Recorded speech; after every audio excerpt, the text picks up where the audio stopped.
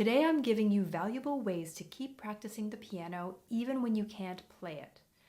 There are several reasons why you might not be able to play your piano or keyboard, including being uninspired, dealing with an injury, or even being away from home. In this video, I'm giving you some great tips for easy ways to keep making progress and work toward your piano goals without touching a key. This is video 7 of my 30-day piano practice challenge.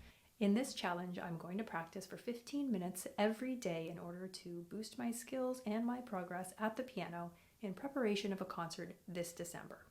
The first easy thing that you can do away from the piano is listen to music. It doesn't have to be piano music, it can be any type of music that you enjoy listening to. You can have the music on in the background while you do other things, or you can sit and be really intentional with the music. Listening to music can also give you ideas for what kind of music you want to play.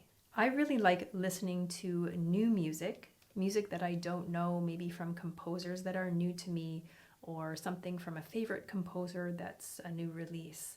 I often get ideas for compositions from listening to different composers' music, and I just find the whole process really, really inspiring. Today I'm going to listen to the soundtrack for Kung Fu Panda 4. I haven't heard the soundtrack before, but it's written by Hans Zimmer, and I'm a big fan of Hans Zimmer, so I'm going to give this a listen right now.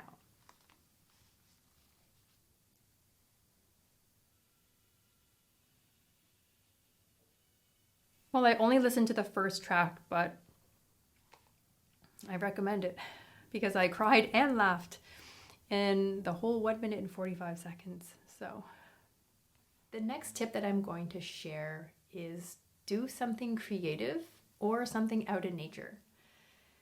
So today I went for a walk, as I do every day with my dog, but that is something that I just can't do without. And today is such a beautiful fall day. It's a little bit cool, it's windy, and the leaves are very colorful and they're all gusting off the trees. And it doesn't have to be a day like today, it can be any day, but I find getting out in nature, it really helps you connect with the beauty of the world and basically just makes your soul feel better, right? It just heals your soul to be out in nature.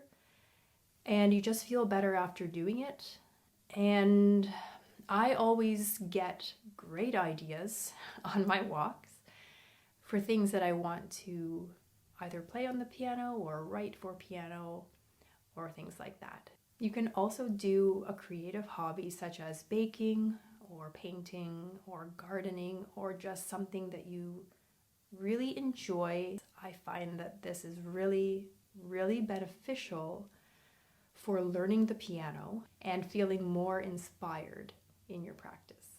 Another way that you can keep practicing your piano without actually playing it is by writing down some things. So you can write down some goals in a journal, you can write down some ideas there as well. I find that organizing some of those thoughts and ideas that you have around your piano practice can really bring focus to the next time you practice and help you feel less overwhelmed and a little bit more inspired to work toward those goals. The last tip I want to share with you for how to make progress at the piano without playing it is to do some music theory or music analysis, even watching some tutorials and making progress that way. So if you have a music theory book, or maybe you've printed off some sheets of music theory work, you can do some of those, grab a cup of tea and sit down, do some quiet work. I also like to take my music books and write things down in the score away from the piano. So if I'm learning a piece of music, I like to look for patterns in the music. So I like to circle things that might be the same or that I want to take note of. And there's all sorts of ways that you can apply analysis to the process of learning that piece. You can also find some great music theory tutorials online. So if you prefer watching videos to writing things down, that's a great option too. I won't be doing my 15-minute practice today because I am taking a day off. Over the past 6 days, I've practiced for 15 minutes. I've also made the YouTube video for this challenge and edited it in the same day. What I've noticed after doing all of this computer work is that I'm getting some pain in my wrists and my arms.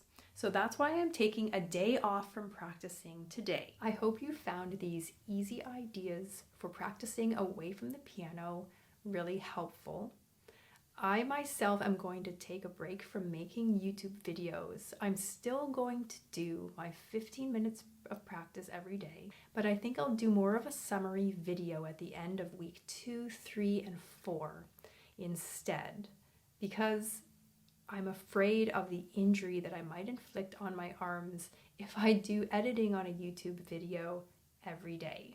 I would love to have you follow this practice challenge along with me.